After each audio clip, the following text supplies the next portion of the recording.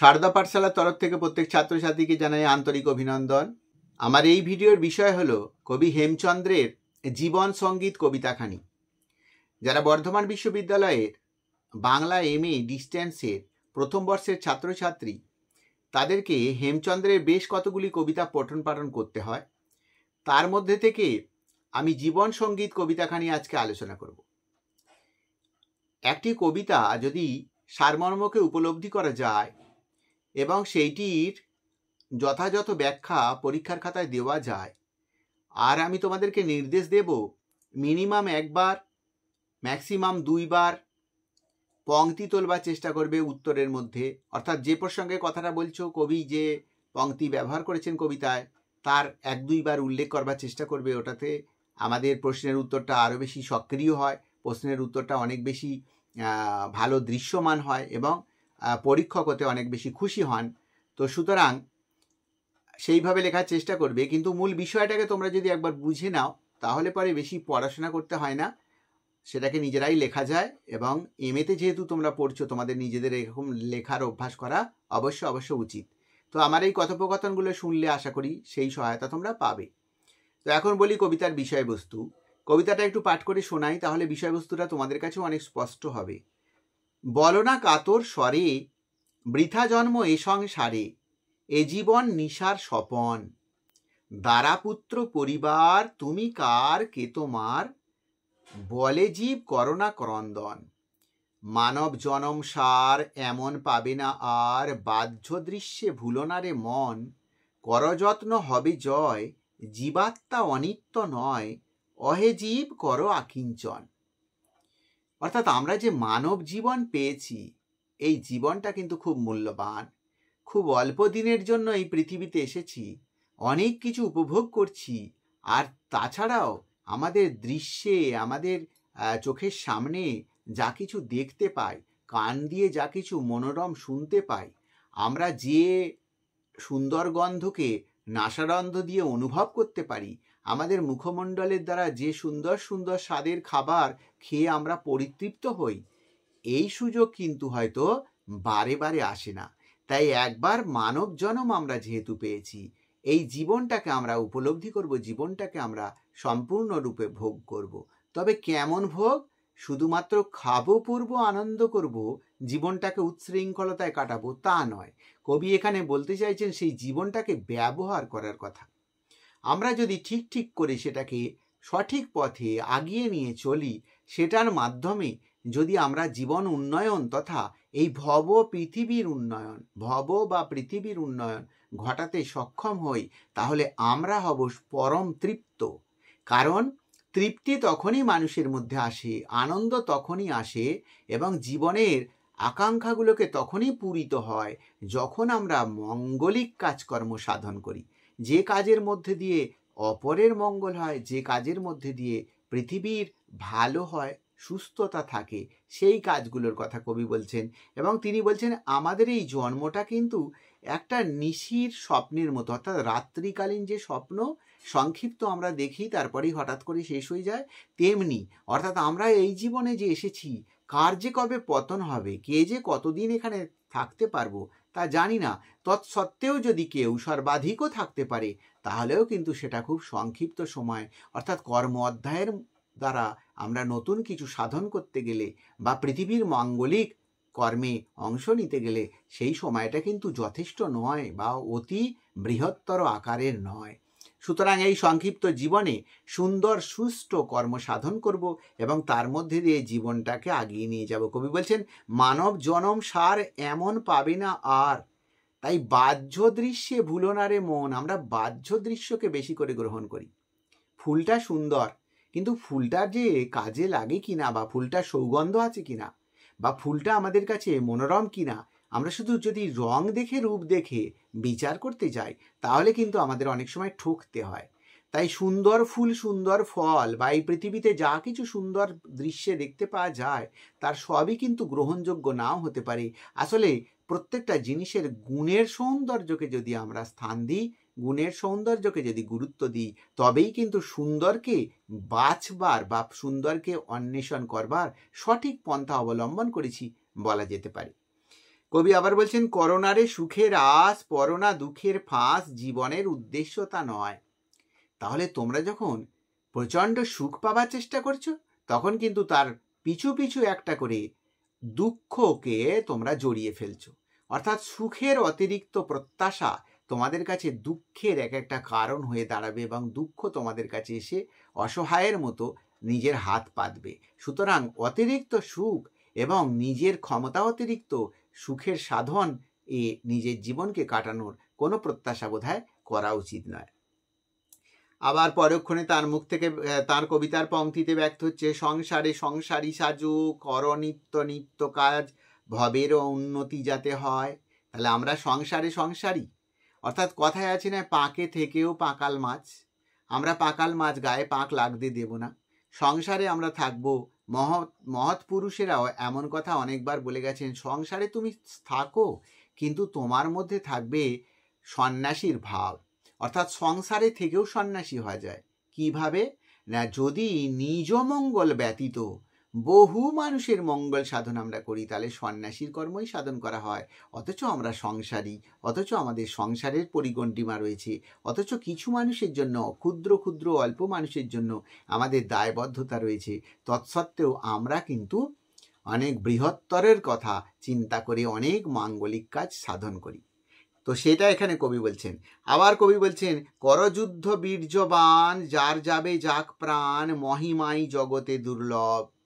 তাহলে আমাদের এমন কর্ম সাধন করতে হবে যে কর্মের মধ্যে দিয়ে প্রকৃত একজন ক্ষমতাশালী, দক্ষ, পৌরুষপূর্ণ কর্মের সাধন করা যায়। সেই কর্ম সাধন করতে গেলে হয়তো অনেকের ক্ষেত্রে অনেক ক্ষতি হয়। আমরা যখন একটা সুন্দর ফসল তুলতে যাই, তখন কীটনাশকটা ছড়িয়ে দিই, অনেক পোকামাকড় মারা যায়। তাই পোকামাকড়কে না মারবার জন্য আমরা জীবের মধ্যেও প্রাণ আছে, আমরা জীবের মধ্যেও ঈশ্বর আছে, এই সাধনার যদি অন্তর্ভুক্ত হই, তাহলে আমাদের ওই কর্ম সাধন হবে না। অর্থাৎ ছোটোখাটো কিছুর বিনাশ ঘটিয়েও অনেক সময় বৃহৎ কর্মসাধনকে আঁকড়ে নিতে হয়, বা বৃহৎ কর্মসাধনকে নিজের করে নিতে হয়। সে কথাই কবি এখানে ব্যক্ত করছেন। অতীত সুখের দিনে পুনঃ আর ডেকে এনে চিন্তা করে হইও না কাতর।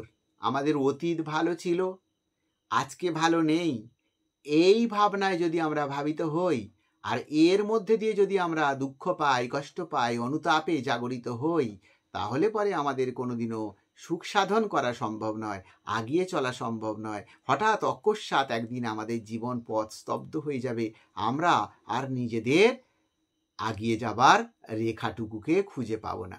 তাই অতীতে যা হয়েছে সে কথা ভুলে গিয়ে আজকে নূতনের পথে আগাবার জন্য নূতনভাবে আমাদের কোমর বাঁধতে হবে, আমাদের নূতনভাবে উদ্যম গ্রহণ করতে হবে, যে উদ্যম দিয়ে আমরা জীবনের দুর্দশাকে অতিক্রান্ত হয়ে সার্বিক মঙ্গল সাধনের কথাকে নিজেদের মধ্যে, মনের মধ্যে পোষ্য করে রেখে আগিয়ে যাব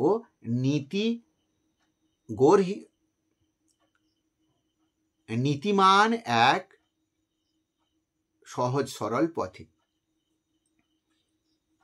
সাধিতে আপন ব্রত, স্বীয় কার্যে হওরত, এক মনে ডাকো ভগবান। আমরা জানি সাধনাই মানুষের কাছে বড় তপস্যা। সাধনার মধ্যে দিয়ে মানুষ অনেক বৃহত্তর শক্তিকে অর্জন করতে পারে। সাধনা ব্যতীত মানুষের জীবন পরিপূর্ণতা আসতে পারে না।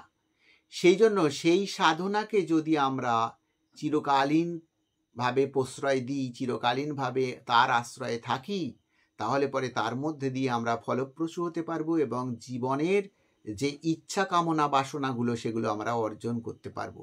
সুতরাং আমাদের সাধনার মধ্যে দিয়ে, আমাদের তপস্যার মধ্যে দিয়ে, আমাদের একনিষ্ঠ মনের সঙ্গতি দিয়ে আমরা জীবনের উন্নতি সাধিত করতে পারবো এবং সঠিক পথে চলতে পারবো, যা কিন্তু বিজ্ঞানও সমর্থন করে, যা কিন্তু ধর্মও সমর্থন করে, যা কিন্তু মহাপুরুষেরাও সমর্থন করে। সে কথাই এখানে কবি যেন ব্যক্ত করেছেন। সংকল্প সাধন হবে, ধরাতলে কীর্তি রবে, সময়ের সার বর্তমান। তাহলে আমাদের যে সংকল্প রয়েছে, অবশ্য সেই সংকল্পকে আমরা সম্পূর্ণ করতে পারবো, আর আমাদের ধরাতলে আমাদের কীর্তি রয়ে যাবে। অর্থাৎ কোনো মানুষ যখন একটা ভালো কর্ম সাধন করে, সেই কর্মটা পড়ে থাকে, কিন্তু মানুষটা এক সময় চলে যায়। বড় সাহিত্যিক, বড় কবি, বড় বিজ্ঞানী, বড় ডাক্তারবাবু, বড় উকিলবাবু, বড় বিচারপতি, বড় ইত্যাদি ইত্যাদি প্রমুখ ব্যক্তিত্ব, যারা সার্বিক সবাইয়ের জন্য মঙ্গল সাধনের জন্য কাজ করে গেছে, যারা আত্মত্যাগ দিয়ে গেছে, যারা ঐতিহ্যকে চিরকাল বহন করে রাখার মতো আমাদের কাছে অবলম্বন রেখে গেছে, আমরা কিন্তু সেই তাদের রেখে যাওয়া সম্পদটাকে ব্যবহার করবার সময় অবশ্য তাদের কথা একবার করে স্মরণে আনি। সুতরাং তাদের সম্পদ রয়ে গেছে বলে তাদের স্মরণটাও আমাদের কাছে রয়ে গেছে, তাদেরকে আমরা ভুলতে পারিনি। অথচ দেখা যাবে এমন মানুষ যে কিনা আত্মকেন্দ্রিক, নিজের ভালো, নিজের মঙ্গল, নিজের সুখ, নিজের স্বাচ্ছন্দ্যের জন্য জীবন অতিবাহিত করেছে, তার কথা কেউ মনে রাখে না, তার কথা কেউ স্মরণে রাখে না, আর তার কোনো ভিত্তি বা তার কোনো সাফল্য এই সমাজের মধ্যে কোথাও বর্তমানও নেই। কবি আবার বলছেন, মহাজ্ঞানী মহাজন যে পথে করে গমন হয়েছেন প্রাতঃস্মরণীয়। তাহলে মহাজন অর্থাৎ মহৎ জন, যাদের মহাজ্ঞান ছিল, যারা এই পৃথিবীর বুকে নিজেদের অনেক কিছু প্রতিদানকে রেখে গেছেন, যাদের সামর্থ্যকে এখানে পৃথিবীর বুকে রেখে গেছেন এবং আমাদের ব্যবহার করার সুযোগ দিয়ে গেছেন, তাঁদেরকে যদি আমরা অনুসরণ করি, তাঁদের জীবন পথকে যদি আমাদের জীবনের ঠিকানা বলে মনে করি, তাহলে আমরা সঠিক জায়গায় গিয়ে পৌঁছতে পারবো এবং জীবনের যে উন্নয়নের যে পথ আমরা খুঁজছি, জীবনের যে সুখ শান্তির চিরস্থায়িত্বকে আমরা অন্বেষণ করছি, তাকে অবশ্যই নিজেদের হাতের মধ্যে, নিজেদের মুষ্টির মধ্যে নিয়ে আসতে পারবো এবং আমাদের জীবন সুখও তার দ্বারা যে নেমে আসবে সে কথাকে অস্বীকার করা যায় না। সময় সাগর তীরে পদাঙ্ক অঙ্কিত করে আমরাও হব হে অমর। তাহলে সময় হচ্ছে সাগরের ন্যায়, সেইখানে তার তীরে যদি দাঁড়িয়ে আমরা আমাদের পদাঙ্ক, পদের অঙ্ক, পদের ছবি, পদের পদক্ষেপের সেই যে আমাদের ঐতিহ্য, সেটাকে যদি ধরে রাখতে চাই, তাহলে পরে আমাদের সেই সুকর্ম সাধন করতে হবে, সেই জনমঙ্গলের পথকে অবলম্বন করতে হবে এবং সার্বিকভাবে সমস্ত মানুষের জীবনে সুখ কীভাবে আসে, মানুষ কীভাবে আমাদের কাছ থেকে সহায়তার সম্পদ পেতে পারে, সেই পথকে উন্মুক্ত করতে হবে। করোনা মানবগণ বৃথা ক্ষয়ে জীবন, সংসার সমরাঙ্গন মাঝে। সংসার তো সমরের অঙ্গন, অর্থাৎ যুদ্ধের ক্ষেত্র। সেইখানে নিজের জীবনটাকে শুধু আমি আর ভোগ বিলাসিতার মধ্যে দিয়ে কাটিয়ে দেবে? কিছুই কি মানুষের জন্য করবে না? তোমার পরবর্তীকালে তোমাকে স্মরণে রাখবার মতো কোনো উপাদান কি রেখে যাবে না? তোমার দ্বারা কি কোনো সৃজন হবে না, যে সৃজনটা তোমার স্মৃতিকে বহন করবে যুগ যুগ ধরে?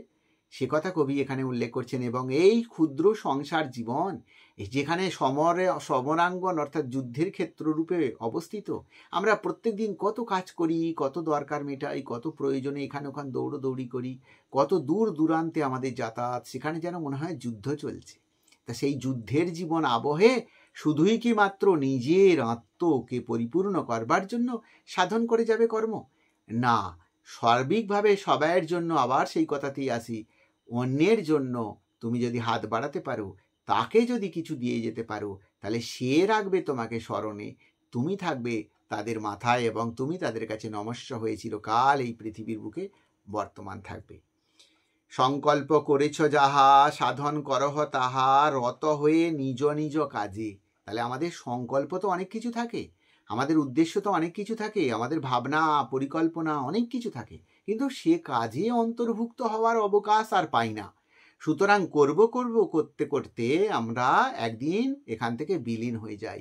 কবি বলছেন, সেই সংকল্প যেটা করেছ সেটাকে সম্পূর্ণ করবার জন্য আজই, এক্ষুনি বা তৎক্ষণাৎ সেটার জন্য তুমি সমব্রতী হও এবং সেটাকে সাধন করো, আর তার মধ্যে দিয়েই তোমার চিরকালীন প্রকাশ এখানে বর্তমান থেকে যাবে। এই বলে কবি কবিতাটিকে সম্পূর্ণ করেছেন। আমি বলবো, যে কথা এখানে বললাম ব্যাখ্যা, সেই ব্যাখ্যাটুকুকে যদি তোমরা প্রশ্নের উত্তর হিসেবে ব্যবহার করতে পারো, লিখতে পারো, তাহলে তোমাদের প্রশ্নের উত্তর যথাযথ হয়ে যাবে। অর্থাৎ সম্পূর্ণ অংশটাকে যদি ক্ষুদ্রভাবে এরকম বলা যায় যে কবি হেমচন্দ্র তাঁর জীবন সঙ্গীত কবিতার মধ্যে মানুষের জীবনের যে সঙ্গীত, অর্থাৎ যে ধারা, যে পথ অনুসরণ করার আবশ্যকতা রয়েছে, তার একটা বিবৃতি, তার একটা সুদীর্ঘ ব্যাখ্যা দিয়েছেন। সুতরাং তিনি কবিতাটির মধ্যে দিয়ে মানুষের জীবনে শ্রেয় পথ কোনটা, মানুষ কোন পথে চললে তার জীবনটাকে সঠিক উদ্দেশ্যের স্থানে নিয়ে গিয়ে পৌঁছতে পারবে এবং সাফল্যের দরজাকে সে উন্মুক্ত করতে পারবে, তারই একটি ব্যাখ্যা এখানে রয়েছে।